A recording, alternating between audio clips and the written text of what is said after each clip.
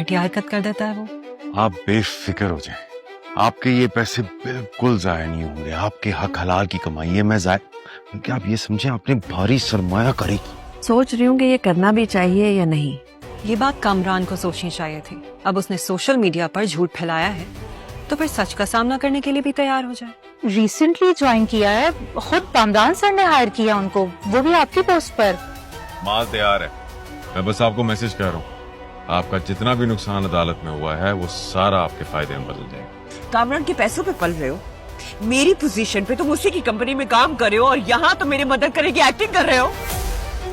Dear viewers, जैसा कि आप सबको मालूम है कि ये ड्रामा आखिरी मराहिल में दाखिल हो चुका है और ये इस ड्रामे की आखिरी किस्त है। बहुत दिलचस्प और हैरान कुन इख्तिताम हो रहा है। आखिरी किस्त में सेहर बेचारी बहुत बुरी तरह इस मुकदमे में फंसी हुई है। दूसरी तरफ कामरान अपनी दौलत के ज़रिए सेहर को नीचा दिखाने की पुरज़ोर कोशिश कर रहा है। इंस्पेक्टर शफीक, जो कि कामरान का आदमी होता है, वो कामरान को मशवरा देता है कि क्यों ना एक और तरीके से सेहर के इस केस को कमज़ोर करें। एक साजिश के तहत वो एक लड़की को सेहर के पास भेज देते हैं। वो लड़की सेहर को फ़ोन करती है कि मैं इस केस में आपकी मदद करना चाहती हूँ। सेहर उस लड़की की बातों में आकर खुश हो जाती है और उसको घर पे बुला लेती है। उधर सेहर घर वालों को भी फ़ोन पे बता दी थी कि मुझे एक बहुत अहम सबूत मिला है जो इस केस में मेरे लिए बहुत मददगार साबित होगा।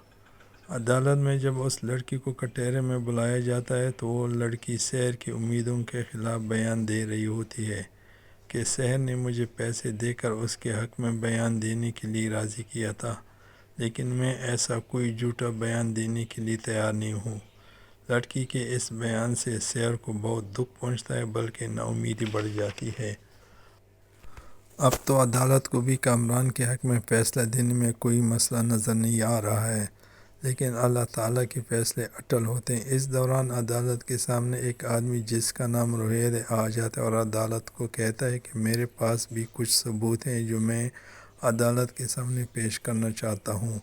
रोहित को कटहरे में बुलाया जाता है और अदालत को बताया जाता है कि हाँ, ये बात सच है कि उस रात कामरान ने सेहर के साथ ज़्यादती की है। ये बात मैंने पहले इसलिए नहीं बताई थी क्योंकि मैं बहुत कमज़ोर था। अब ज़मीर ने बहुत मलामत करके अपना बयान अदालत के सामने रिकॉर्ड करने पर मजबूर किया। किस्सा मुख्तसर, अदालत सेहर के हक़ में फ़ैसला दी जाती है और यूँ हक़ और सच जीत जाता है। डियर व्यूअर्स, अगर आज आखिरी एपिसोड आप लोगों को अच्छा लगा हो तो लाइक करें, सब्सक्राइब करें ताकि इस तरह की अच्छी अच्छी वीडियोज़ आपको मिलती रहे। बहुत बहुत शुक्रिया।